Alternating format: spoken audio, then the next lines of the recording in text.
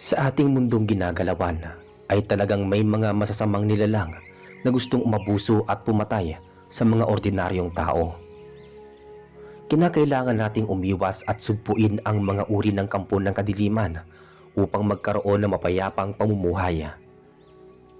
Magandang araw po sa inyo, Sir Reggie, at sa mga nakikinig dito sa YouTube channel. Ako po si Elmo na mula sa baryo ng Solomon.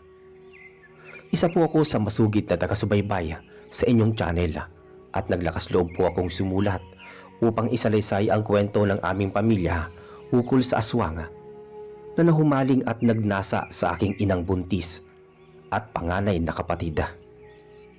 Ilang beses ko po pinag-isipang mabuti bago ko po ipadala itong kwento dahil medyo matagal po ako namuhi sa aswang na nagnasa sa aking ina't kapatid.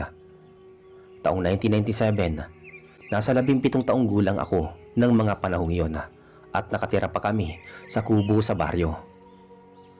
May mangilan-ngilan pa kami mga kapitbahay dahil malayo ang agwat ng mga kabahayan. Hindi na ako nakatapos sa sekundarya dahil maaga akong tumulong sa paghahanap buhay sa aking ama. Wala pa sa isip ko ang magkaroon ng nobya sa hirap ng buhay. Kahit panay ang payo ng kaibigan ko na manligaw ako ng mga nirereto nila sa akin. Wala akong panahong sumakit ang ulo ko sa relasyon. Magastos din ang manligaw at aksaya sa oras. Mas gugustuhin ko pang kumita ng pera upang may makain ng aking pamilya sa araw-araw. Isa pa, kapag nakabuntis ako ay siguradong mas malaki ang magagastos ko, lalo na at wala akong ipong pera. Pinagpaplanuhan ang pakikipagrelasyon pati ang pagpapamilya, kaya hindi dapat madaliin. Samantalang ang panganay kong kapatid na si Ate Pilar ay maswerteng nakatapos sa sekundarya, ngunit hindi na rin siya nakapagpatuloy ng pag-aaral sa kolehiyo dahil na rin sa hirap ng buhay. At saka mas makakabuti kung kikita ng pera kaysa bunuin ang ilang taon sa pag-aaral. Mahal din ang pagpasok sa universidad sa kolehiyo at hindi kakayanin ng mga magulang ko ang gastos. Nagtrabaho siya sa syudad sa pabrika ng mga damit at umuwi sa baryo tuwing nakakaisip siyang magbakasyon. Likas na mapagtiwala at palakaibigan ng aking ama, kaya naman kahit malayo ang aming bahay ay maraming bisita ang dumadayo sa aming bahay at nakikipag-inuman sa kanya. Bata pa sa natatandaan ko na kwento ng lolo ko at lola, ay madalas niyang napapagalitan ng tatay ko dahil mabilis itong magtiwala sa mga taong hindi pa niya lubos nakikilala. Mabilis daw itong maniwala at mahulog ang loob sa mga tao, kaya naman madalas ay naloloko. May insidente pa daw noong kabinataan nito na ninakawan siya ng pera. Mahilig kasi makipagbarkada at halos siya ang nanlilibre sa mga ito. Pero nagbago ang lahat noong magsimula siyang makapag-asawa.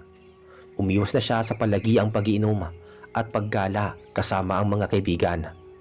Napag-isip-isip niyang tumigil sa mga dating pinagkakabalahan at bawasan ang oras sa pakikipagbarkada. Subalit bumalik na naman ang kanyang pag-uugali noong lumaki na kaming magkakapatid. Naghahanap buhay siya sa bukid at marami siyang mga kasamang magsasaka na mga pamilyado, kaya naman magkakasundo sila at mukhang may pagkakatulad ang mga interes sa buhay. Mabait at nakakatulong sa gawain sa bukid ang mga kasamahan niya. Kaya naman malugod namin silang pinagsisilbihang mag-iina sa aming bahay at kung minsan ay inaabot pa sila ng hating gabi sa pakikipag-inuman. Kaya naman halos napupuyat kami sa pag-aabyad sa kanila. Kung minsan nga ay napupuno na din ang nanay ko kapag gabi-gabi silang nagiinuman. Kaso noong tumagal ay hindi niya na masaway ang tatay ko dahil buntis siya at paraging inaantok, kaya naman ako ang naiiwang magligpit ng mga pinag-inuman. Mabuti na lang at nagtelegrama ang kapatid ko. Balak na daw muna niyang umuwi sa baryo para makapagpahinga dahil pagod na daw siya sa pagtatrabaho sa pabrika. Natuwa ko dahil may makakatuwang nako sa pagliligpit at pag-aayos sa aming bahay sa tuwing may inumang nagaganap. Umuwi noong mga panahong yon si Ate Pilara at kita ko na lalo siyang gumanda at sumeksi sa syudad. Dagdag pa na pumuti siya at lalong kuminis ang balat, kaya naman hanggang tingin na lang ang mga kabinataan sa kanya. Medyo masungit at suplada ang kapatid ko. Sa pagkakaalam ko, may nanligaw sa kanyang 3 kaklase niya. Doon yun sa sekundarya noon, kaso binasted niya at wala siyang gusto saka pag-aaral ang nasa isip niya. Kaya simula noon ay wala na siyang tinatanggap na manliligaw sa aming bahay. Wala na rin makapagtangkang manligaw o magparamdam sa kanya. Mapili siya sa mga nagiging kaibigang lalaki sa aming baryo. Mature siyang mag-isip at wala siyang nobyo dahil trabaho at pagkakakitaan ang nasa isip niya. Kung minsan ay napagsasabihan din niya si tatay na halos gabi-gabi nitong pagsasama ng barkada sa magsasaka sa aming bahay para makipag-inuman. Buwelta naman ang tatay ko na hayaan na siya dahil kasiyahan niya iyon sa buhay. Wala naman daw siyang ibang bisyo at hindi nang bababae. Hindi raw nagwawaldas ng pera. Napapabuntong hininga na lamang ang kapatid ko.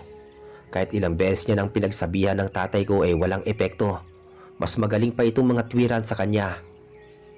May pagkakataon pa nga noong hindi pa buntis ang nanay ko na pinapalayas niya ang tatay ko sa aming bahay dahil inuuna pa nitong makipag-inuman kaysa magpatuloy sa aming mag-iina. Mabuti na lang at nagkasundo sila, kung hindi ay baka nakatulog siya sa labas ng aming bahay. Naalala ko na sumapit ang kaarawan ng tatay ko at eksaktong malaki ang sahod niya.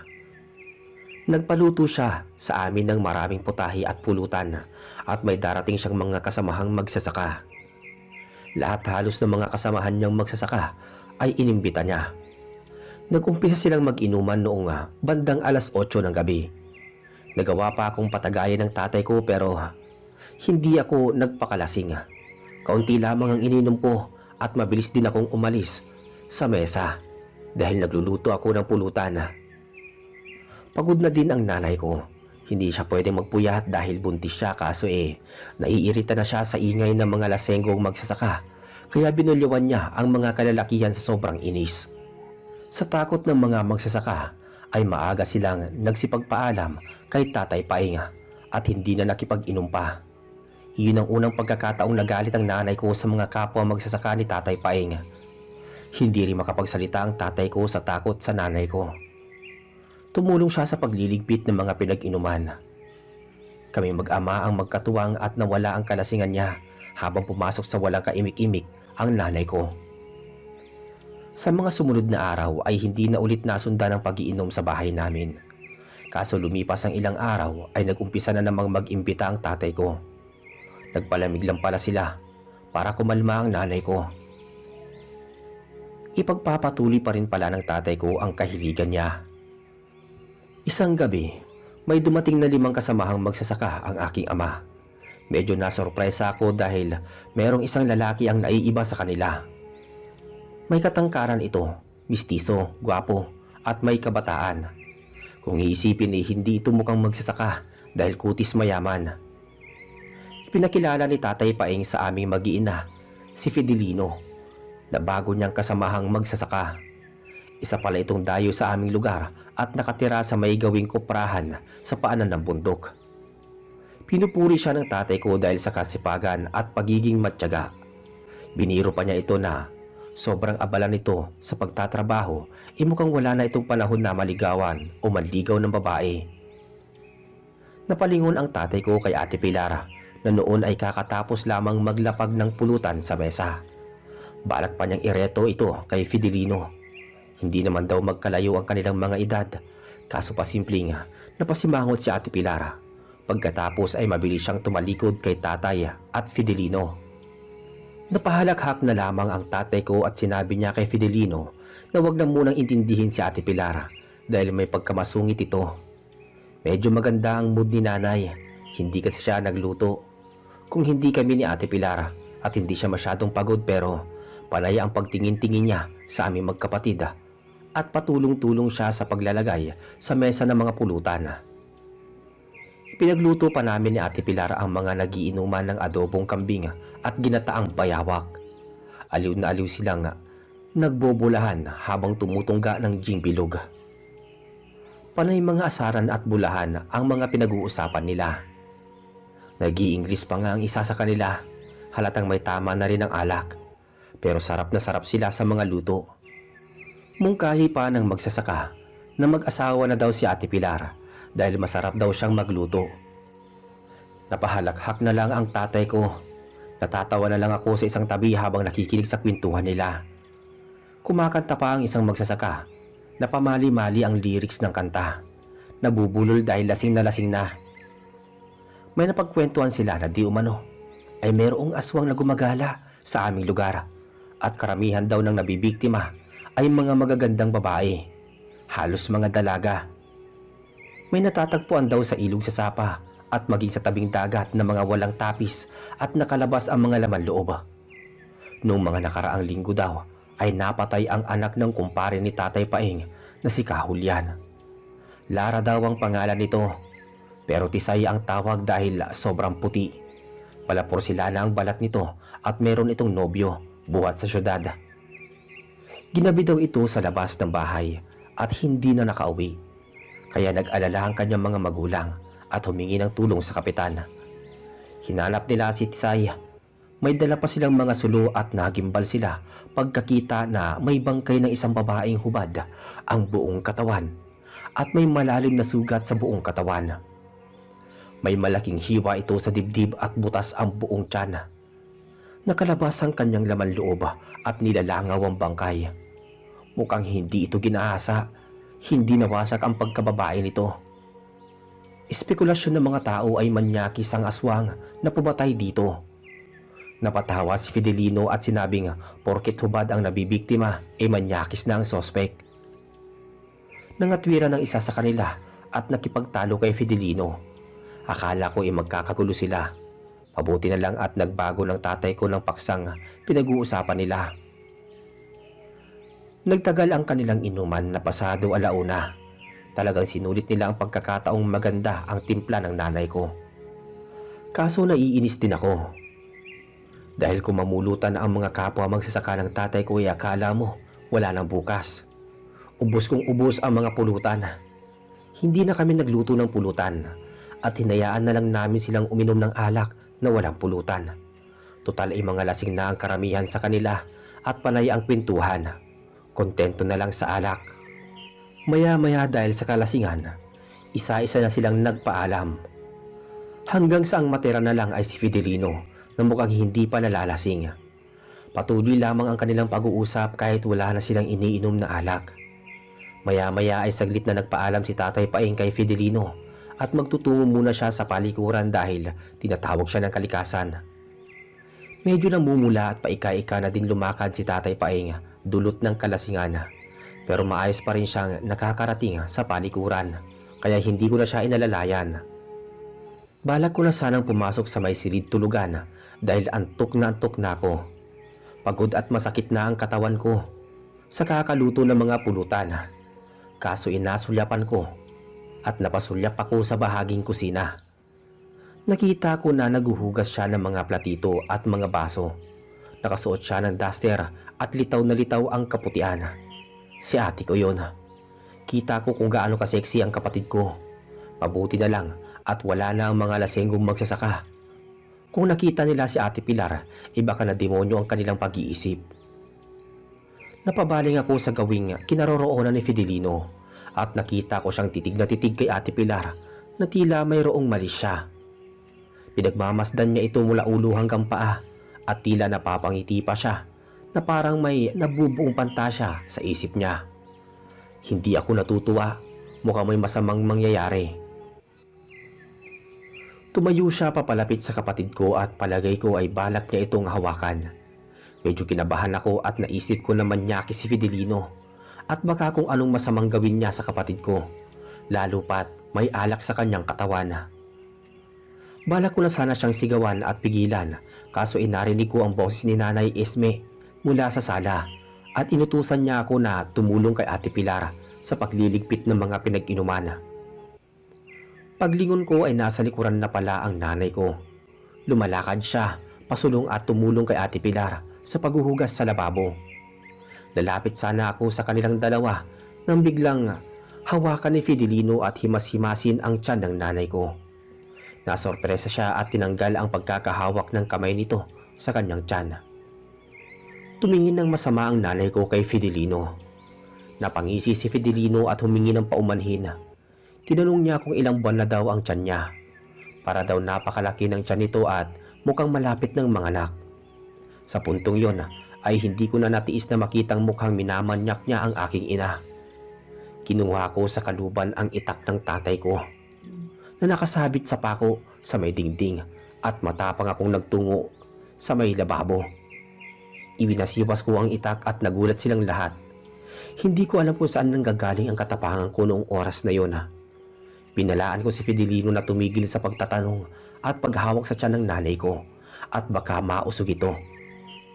Wala man lang siyang hininging permiso sa paghimas niya sa tiyan ng aking ina.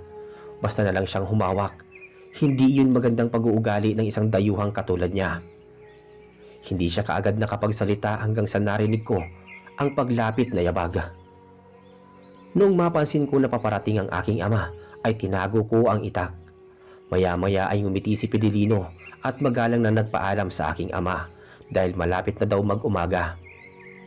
Nagpasalamat ang tatay ko sa matagal nitong pamamalagi sa aming bahay bilang pakikisama at nagawa pa nitong ihatid siya sa labas ng bahay kahit pasuray-suray na at mukhang lasing na lasing talaga.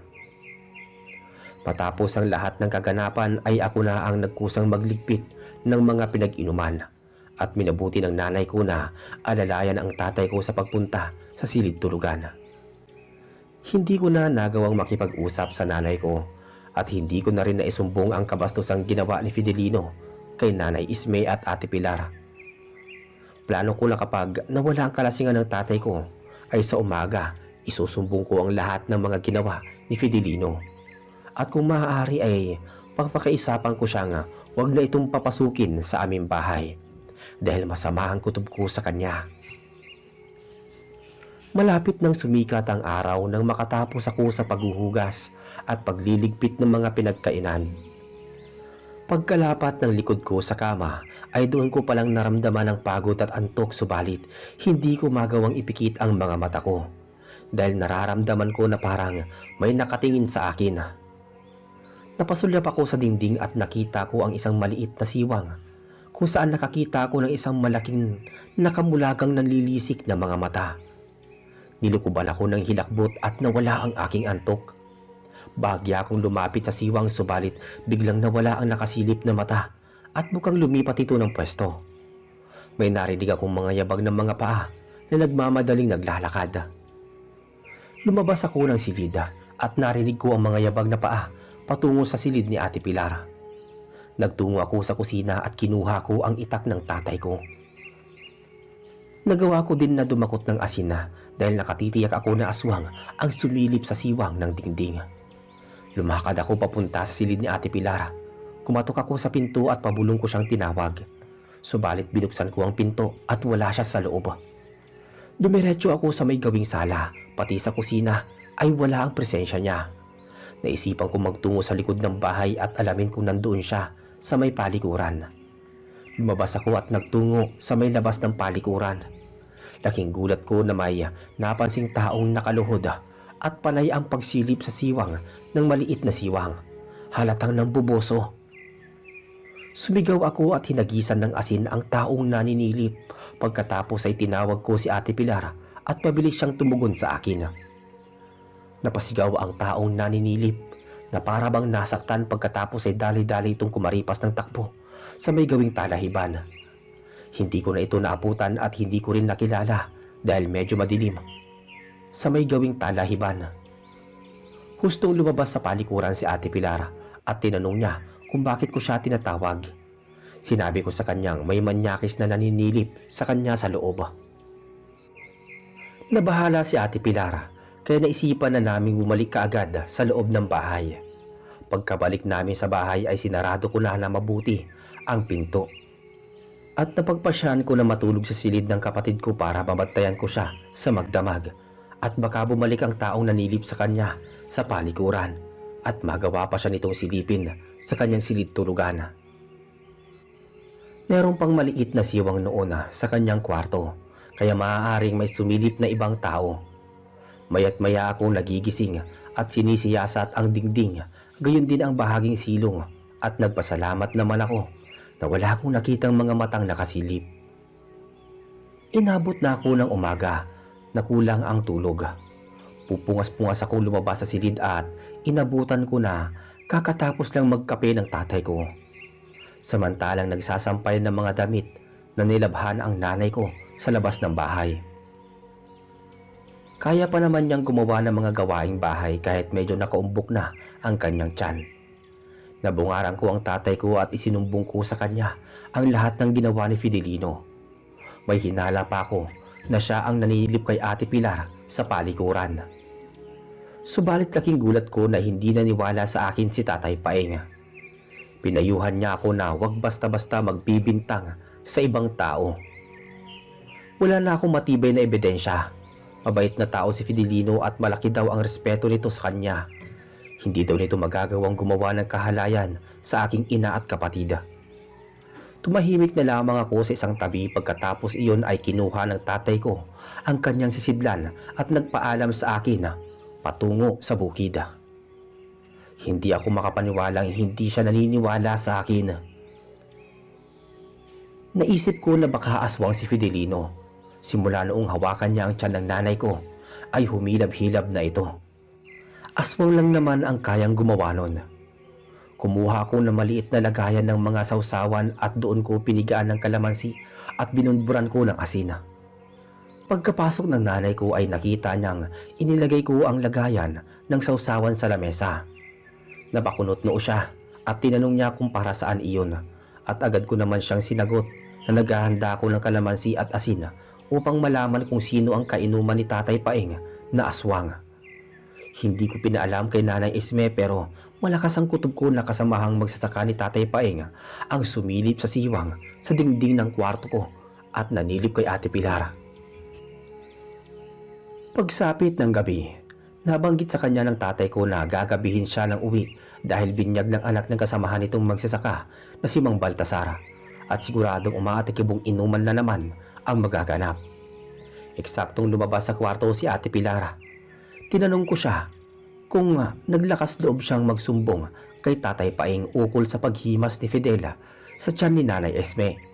Ayon sa kanya ay nagbabaka sakali siyang magsumbong noong pagkagising niya, subalit hindi rin naniwala si Tatay Paeng at nagawa pa siyang masermonan nito. Pinilit-pilit pa nga siyang huwag magsungit dito at balak pang ireto sa kanya si Fidelino. Kaso wala naman siyang gusto rito at hindi siya interesado. Hindi pa rin ako nawalan ng pag-asa. Gagawa ko ng paraan upang paniwalaan ako ng aking ama at may pabatid din sa mga opisyal ng barangay ang kamuntik ng pagmamanyak ni Fidelino sa aking ina at kapatid. Samantala, inutusan ako ni Nanay Esme at may pinakuha siya sa akin na isang basong tubig mula sa kusina. Kumuha ako at agad na dumiretso sa silid tulugan ni Nanay Esme at iniabot ang isang basong tubig. Nabanggit niya sa akin na medyo humihilab ang kanyang tiyan pero nakakaya pa daw niya ang sakit. Nawawala-wala naman daw iyon. Lumabas ako sa may silid at nahuli ko si Fidelino na panay ang sulyap kay Ate Pilar sa may gawing sala habang abala ito sa pagpupunas sa lamesa. Kita ko na sumisinghot-singhot si Fidelino, mukhang inaamoy ang pabango ng aking kapatid. Kinilabutan ako at hindi ko maintindihan kung bakit kinakailangang suminghot-singhot pa ni Fidelino malapit sa direksyon ni Ate Pilar. Maya-maya, lumabas si Tatay Paeng na may hawak na pera. Tumayo si Fidelino at agad na kinuha ang pera. Nangako siya sa aking ama na babayaran ito sa makalawa at pagkatapos ay nagpasalamat. Saka umalis na sa aming bahay. Gusto ko mang magsumbong kaso alam ko na hindi naman ako paniniwalaan ng tatay ko. Kaya minabuti ko na lang na manahimik. Kinagabihan, pabaling-baling ako sa kama. Pawis na pawis ako at talagang takot na takot ako. Dinalaw ako ng masamang panaginip. Nasa bukid daw kami ng tatay ko at habol hininga kaming tumatakbo. May humahabol sa aming aswang. May ilang kilometro na din ang aming nararating nang biglang huminto sa pagtakbo si Tatay Paeng. Umubo siya habang bumubula ang bibig. Kamuntik pa siya mapabulagta sa lupa at pinipilit ko siyang tumayo, subalit naabutan kami ng aswang na nangingintab ang balat at matutulis ang mga pangil. Nanlaki ang aking mga mata pagkakita ko sa pamilyar nitong muka. Siya si Fidelino at papalapit siya ng papalapit sa amin para kainin kami mag-ama. Sumigaw ako at doon na nagdilim ang paligid. Pagbalikwas ko sa kama, humihingal ako na tila nalulunod sa tubig. Malakas ang pintig ng puso ko at nanunuot sa mga balahibo ko ang matinding kilabot. Hanggang sa panaginip ay nakikita ko si Fidelino. Talagang masama na ang hinala ko sa kanya. Ilang minuto pa ang lumipas bago ako nahimasmasan, pero hindi ako kaagad nakatulog dahil sa pag-aalala na mapapanaginipan ko na naman siya. Umabot pa ako sa hating gabi bago tuluyang nakatulog. Kinabukasan sumakit na naman ang tiyan ni Nanay Isme at kinuha ni Ate Pilar ang pampahid nitong mainit na lana para mawala ang sakit. Sobrang sakit ng tiyan ng nanay ko. Hindi yun katulad noong mga nakaraang araw. Eksakto pa na nasa bukid ang tatay ko at nagtatrabaho. Masama na naman ang kutob ko at saka may naaamoy akong masangsang na amoy sa paligid. Nakakasuka ang amoy, tila may nabubulok na laman na may halong amoy ng balat ng kalabaw na hindi ko mapaliwanag. Alam ko kung saan iyon nagmumula. Tumingin ako sa bawat sulok ng bahay, subalit wala akong makitang patay na daga o anumang insekto. Hanggang sa mapatingin ako sa silong at may nakita akong mapupulang mga mata. Hinagisan ko ng asin ang gawing silong, ngunit mabilis na nakatakbo ang nilalang. Nainis ako dahil hindi ko natamaan ang nilalang sa may silong. Kumaripas ako ng takbo palabas ng bahay upang maabutan ang nilalang na yun. Kaya lang ay nabigo ako. May isang lalaking lumundag sa may kakahuyan at bigla na lang naglaho. Pakiramdam ko ay aswang ang nilalang at hindi lamang kapatid ko ang pinupuntirya nito. Kung hindi ang nanay kong buntis din. Lumakas ang hinala ko kay Fidelino. Siya lamang ang may lakas ng loob na gawin iyon sa aking ina. Dumagdag pa ang mga kakaiba niyang kinikilos simula noong gabing makipag-inuman siya kay Tatay Paeng. Bumalik ako sa bahay at inabutan ko na mahimbing nang natutulog ang aking ina. Nabanggit sa akin ni Ate Pilar na gumanda ang pakiramdam ni Nanay Isme pagkatapos na mapahiran ng botilyang may mainit na lana. Ipinagtapat ko kay Ate Pilar na mayroong aswang sa silong at kamuntik ko na itong mahuli, kaso mabilis itong nakatakas. Sinabihan ko siya na maging alerto sa pagsapit ng gabi, lalo pat ang aming ama ay wala. Sa buong maghapon ay inobserbahan naming mabuti si Nanay Isme, pero hindi na humilap ang kanyang tiyan. Sumapit ang gabi, naghanda kami ng simpleng ulam. Hindi pa rin umuwi si Tatay Paeng.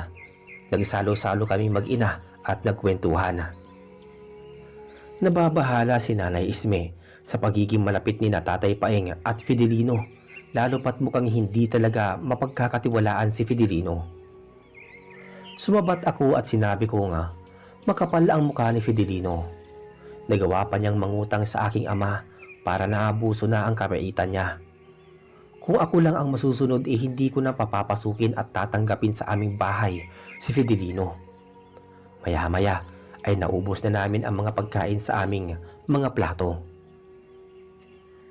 Nagulat kaming mag-iina nang may malalakas na katok sa pinto. Noong una ay nakala ko na si Tatay Paeng yun at baka lasing na lasing ito, ngunit hindi nagsasalita kung sino mang kumakatok sa may pinto. Nagmamadali talagang halos wasakin na ang pinto, kaya naman kinuha ko ang isa pang itak sa may kusina bago ko kinausap ang sino man na taong kumakatok sa labas ng pinto. Malalakas ang mga naging pagtatanong ko at hindi ko basta-basta binubuksan ang pinto. Maya-maya ay narinig ko ang mga boses ni Mang Fernando at Mang Etan, kapwa magsasaka ni Tatay Paeng. Kahit papaano, naibsan ang takot ko, kaso labis ang aking pag-aalala at iniisip ko pa na baka may masamang nangyari sa aking ama, kaya hindi ako nagdalawang isip na buksan ang pinto. Lumitaw sa harapan naming mag-iina ang dalawang magsasaka habang nakakbay sa tigkabilaan nilang balikat ang kamay ni Tatay Paing. Namumutla siya at mukhang nangihina.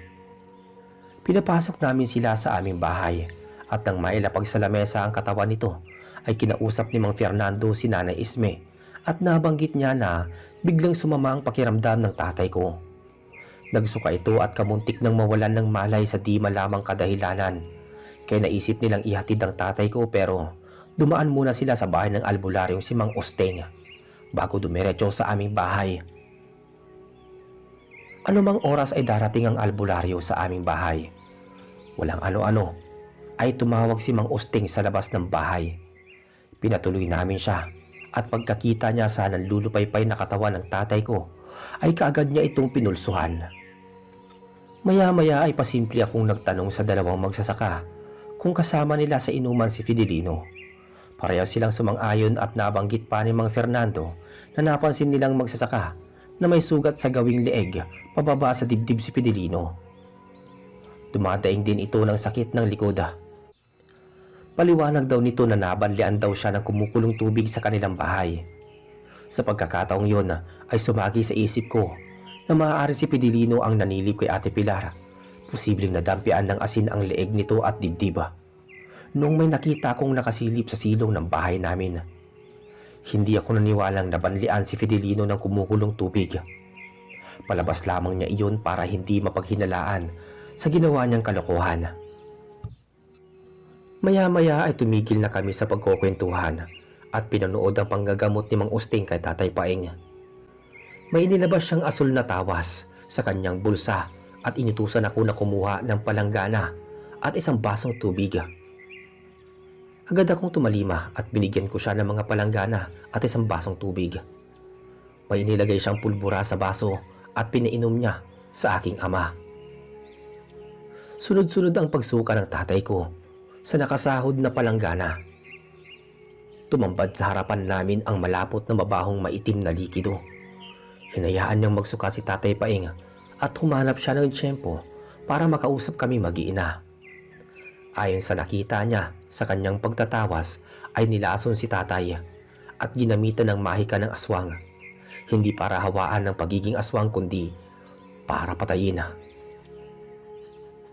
Matagal na daw pinagbabalakan ng aswang ang aking ama dahil may masama itong plano sa aking inang buntis at kapatid.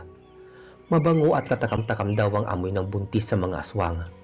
May lihim pang pagnanasa ang aswang sa aking magandang kapatid at gusto pa niya itong mahawaan upang maging kauri. Kaya pala madali nitong malinlang ang aking ama dahil nagkunwari itong mabuting tao. Gumamit din ito ng orasyon kung saan nakontrol niya ang pag-iisip ng tatay ko. Malinaw pa sa sikat ng araw, si Fidelino nga ang aswang at kaya pala kahit anong sabihin namin magkapatid laban sa kanya ay hindi kami pinaniniwalaan ni Tatay Paing. Iyon pala ay nasa ilalim siya ng impluwensya ng kapangyarihan ng aswang. Naisip ko na baka nalawayan ni Fidelino ang tagayan na walang ibang nakapansin at binigay niya kay Tatay Paing. Ito nga ang kanyang balak lasunin. Ipinagtapat ko sa kanilang dalawa ang ginawang pamamanyak ni Fidelino sa aking ina at kapatid noong gabi na nagkainuman sila sa aming bahay. At bukod pa doon, ang paninilip nito sa palikuran at silong. Isiniwalat ko din na pinaghihinalaan ko siyang aswang dahil noong hinawakan nito ang tiyan ng nanay ko ay panay ang pagsakit noon. Sigurado ako na gustong patayin ni Fidelino ang tatay ko sa kadahilan ng nais niyang mabalikan ang nanay at kapatid ko para magawa niya kanyang gusto. Kung hindi siguro buntis ang nanay ko, posibleng pagnasaan din niya ito dahil hindi pa halatang matanda ang aking ina at talaga namang kaakit-akit. Naiinis ako pero pinilit kong magpakahinahon dahil alam ko na hindi yun makakatulong para makaligtas sa kamatayan ng aking ama. Kaya hinintay na namin mapagaling ng albularyo ang aming ama.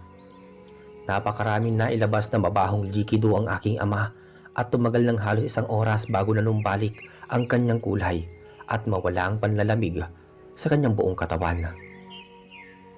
Lumipas pa ang ilang minuto, nakatulog siya ng mahimbing. Ngunit bahagya akong lumayo kina Nanay Isme at Ate Pilar. Sinimplihan kong kausapin si Mang Usteng, Gayon din ang dalawang kaibigan ng tatay ko na magtungo kami sa bahay ni Fidelino sa kasunod na araw upang makausap ito ng masinsinan at mabalaan sa ginawa niyang karahasan. Sinabihan ko sila na huwag sabihin sa aking pamilya ang aming plano.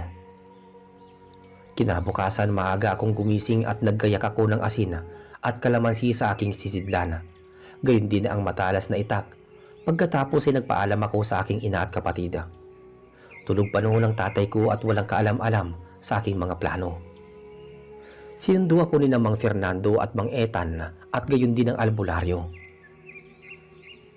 Kaya parang kinutuban ang nanay ko na meron kaming masamang gagawin, pero sinabi ko na lamang sa kanya na ako lang muna ang magtatrabaho sa bukid habang nagpapagaling ang aking ama. Matagal akong tinitigan ng nanay ko bago niya ako sinabihang mag-iingat at huwag gumawa ng mga bagay na labag sa kanyang kalooban. Tinamaan ako ng konsensya sa mga tinuran niya, pero wala nang oras para umatras. Mahaba ang nilakad namin at paulit-ulit akong tinanong ni Mang Usting kung sigurado akong susugurin si Fidelino.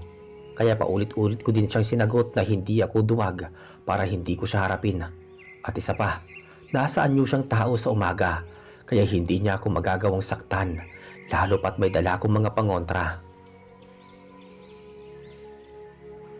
Naisip ko na baka nagtatago sa loob ng bahay si Fidelino at nangangamba na puntahan siya. Biglang nagdilim ang paningin ko. Kinuha ko sa aking sisidlan ang ilang piraso ng kalamansi at sumigaw ako sa labas ng bahay. Pinagbantaan ko pa siya na kung hindi siya lalabas ng bahay, mapipilitan akong gumamit ng pangontra sa aswang. Maya-maya ay bumukas ang pinto at nakita ko si Fidelino na nangihina at mukhang may sakit. Sunog ang leeg, naabot hanggang dibdib. Nagwala ko pagkakita ko sa kanya. Bala ko siyang atakihin, subalit sinalag ako ni Mang Usting at humingi siya ng paumanhin kay Fidelino sa inasal ko. At pinaliwanag niya na dala ng galit ng bugso ng damdamin, kaya nasasabi ko iyon. Nakita ko ang mga luha sa mga mata ni Fidelino at bigla siyang humingi ng tawad sa akin. Sana daw ay wag ko na siyang patayin. Doon ay bigla akong natauhan at naisip ko na hindi ako dapat gumawa ng dahas, lalo na at nasa teritoryo niya ako. Nagbaba ko ng boses at pabilis na humingi ng paumanhin sa mga kapangasan ng ugali ko. Basta pinaalalahanan ko siya na kapag gumawa pa siya ng karahasan sa aming pamilya, ay ako na mismo ang magbibigay sa kanya ng parusa. Kung maaari, itigilan niya na ang tatay ko at wag na kaming pakikialaman. Tumango siya at nangako na hindi na kami gagambalaing mag-anak, alang-alang sa kaligtasan ng kanyang buhay. Nagpasalamat naman ako sa kanyang kooperasyon at hindi na rin kami nagtagal sa lugar na iyon, kaya bumalik na ako sa aming bahay. Kahit papaano, nakahinga ako ng maluwag. Pagkakita ko sa tatay ko, napansin ko na mukha pa siyang nangihina, pero magaling na siya kumpara sa nagdaang gabi. Tumayo siya at naglakad palapit sa akin. Tinanong ko siya kung kamusta na ang pakiramdam. At masaya naman siyang tumugon na nasa maayos na ang kondisyon niya. At kalakip nun ay niyakap niya ako ng mahigpit at humingi ng tawad sa nagawa niyang hindi paniniwala sa mga katarantaduhang ginawa ni Fidelino sa aking ina at kapatid. Masyado daw siyang nagpakakampante sa pagtitiwala sa iba at hindi niya kinestyon ang pagkatao nito, kaya sa huli nagsisi siya. Hindi ko na ininda ang paghingi niya ng tawad dahil ang mahalaga noon ay natauhan na siya sa kanyang pagkakamali at biktima din siya ng pag-aabuso ng aswang. Masaya ako dahil sa wakas ay nakaligtas na sa panganib ang tatay ko. Simula ng araw na yun ay hindi na nagawang araw-araw na mag-akit ng inom si Tatay Paing. Umuwi siya na naglalaan ng oras para makasama kami at hindi na rin siya nagpupuyat, kaya nakakabawi siya ng lakas at tuluyang gumaling sa iniindang sakit. Makalipas pa ang ilang araw ay narinig ko sa usap-usapan sa bukid na nagpaalam na si Fidelino sa mga kapwa magsasaka, at pagkatapos ng araw na yun ay bigla na lang siyang nawala at walang nakakaalam kung saan siya nagpunta. Lumipas pa ang ilang buwan may nagtapo ang bangkay sa isang bakanting lugar kung saan nakilala ang bangkay bilang si Fidelino. Nabali ang liig nito at maraming kalmot at sugat sa iba't ibang bahagi ng katawan. Para siyang sinaksak ng matutulis na bagay. May ilang residente na nakapagsabi na may nakakita ditong tindero ng kakanin na lumilibot sa buong bayan at sa ilang kabahayan. Nakita niya sa isang kakahuyan kung saan may nakatunggali itong lalaki na may hawak na sibat na kawayan. Posibleng nahuli ng lalaki na may pinapatay na hayop o tao si Fidelino, kaya inatake niya ito. Nilabanan siya ng lalaki at walang habas na pinagsasaksak gamit ang matutulis na kawayan upang mabigyan ng matinding leksyon. At meron pa daw dumating na ilang kalalakihan na may dalang sibat at tumulong sa lalaki. Matapos mapatay ay tumakas ang mga kalalakihan at noong kinaumagahan ay nakita ng mga residente ang bangkay ni Fidelino. Hindi nakilala ng nakasaksi kung sinong mga kalalakihan ang pumatay dito. Hindi na kailanman nahuli ang mga pumatay kay Fidelino pero simula noon ay naging matiwasay ang pamumuhay ng mga tao at wala nang pinangambahan na ang aking ina at kapatid sa mga kaibigan at kainuman ng tatay ko tuwing magkakasiyahan sila sa aming bahay. Si Fidelino lamang kasi ang dayuhan sa mga ito. Ngunit lumipas lamang ang ilang buwan ay may napabalita na namang aswang na dumudukot ng kadalagahan at kumakain ng kanilang mga puso at atay. Kamuntik nang madagit noon si Ate Pilar noong abutan siya ng gabi at masiraan ng sinasakyang tricycle. May umaaligid na aswang sa kanyang direksyon. Mabuti na lang at napadaan ang manliligaw niyang si Ivan kasama ang kaibigan niyang si Martin. Si Ivan ay naninirahan din sa baryo pero nagtatrabaho siya sa pabayuhan ng bigas. May ilang kilometro ang layo sa aming bahay. Hindi nakalapit ang aswang dahil may dalang mga buntot pagi at lana ang magkaibigan. Inihatid nila si Ate Pilar sa aming bahay at hindi nila ininda kung gaano man ito kalayo at kung abutin man sila ng umaga. Noong makarating sila sa aming bahay, ay inanyayahan namin silang magpalipas doon ng magdamag upang makapagpahinga sila at makaligtas sa anumang kapahamakan sa labas ng bahay. Subalit hindi pa rin nilubayan ng aswang ang kapatid ko. Kumalabog ang bubong ng aming bahay at maging sa dingding ay naririnig namin ang angin ng aswang. Hindi umalis ang manliligaw ng kapatid ko sa aming bahay. Pinaghampas ni na Martin at Ivan ang bubong gamit ang buntot pagi, samantalang nagtulong-tulong kami ng aming pamilya na sabuyan ng asin ng bawat sulok ng aming bahay. Makalipas ang ilang sandali ay tumahimik ang buong paligid. Tila na itaboy namin ang aswang, kaya naman nagbalak na kaming magpahinga. Ngunit hindi rin kami nakatulong ng aking ama. Magdamag kami nagbantay upang makasigurado na talagang walang aswang sa paligid ng bahay. Sa kinaumagahan ay maagang nagpaalam ang magkaibigan. Nagpasalamat si Ate Pilar at lalo niyang hinangaan si Ivan sa ipinakita nitong katapangan at lakas ng loob na lumaban sa aswang para maprotektahan siya at malayo sa anumang masamang banta. Kaya noong matapos ang mainit na balita sa aswang ay nagpasya na si Ate Pilar na sagutin si Ivan. Noong mga panahong yun nakapanganak na din ang aking ina, isang malusog na sanggol na babae. Muling napuno ng kasiyahan ang aming pamilya. Makatapos makapagpanganak, pinayuhan si Ate Pilar ng aking mga magulang na sa tamang edad na siya para magpasya na mabuhay at nararapat lamang na may magtanggol sa kanya dahil tumatanda na rin ang aming mga magulang.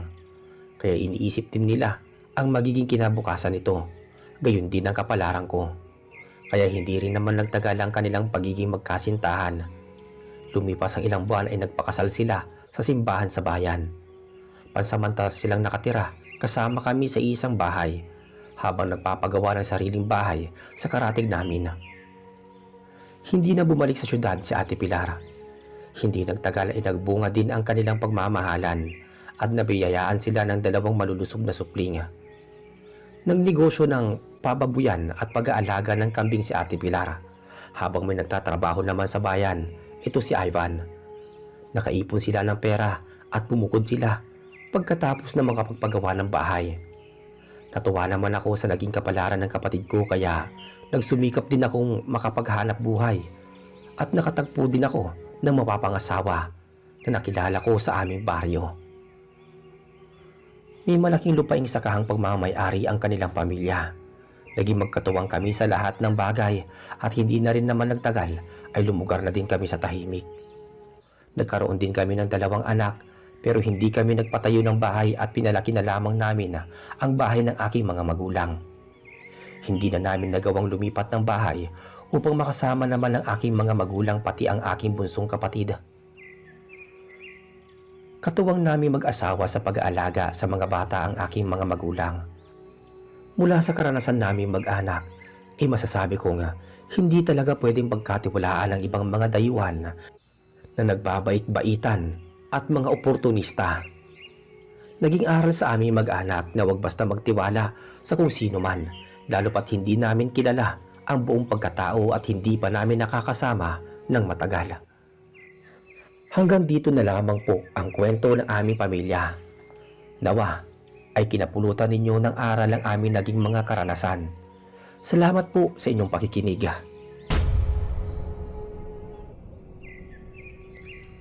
At doon po natatapos ang ating kwento. Pagpasensya nyo na yung boses ko, medyo barado pa talaga yung ilong ko saka medyo paos pa. Yun lang, ingat po kayo palagi. Hanggang sa muli.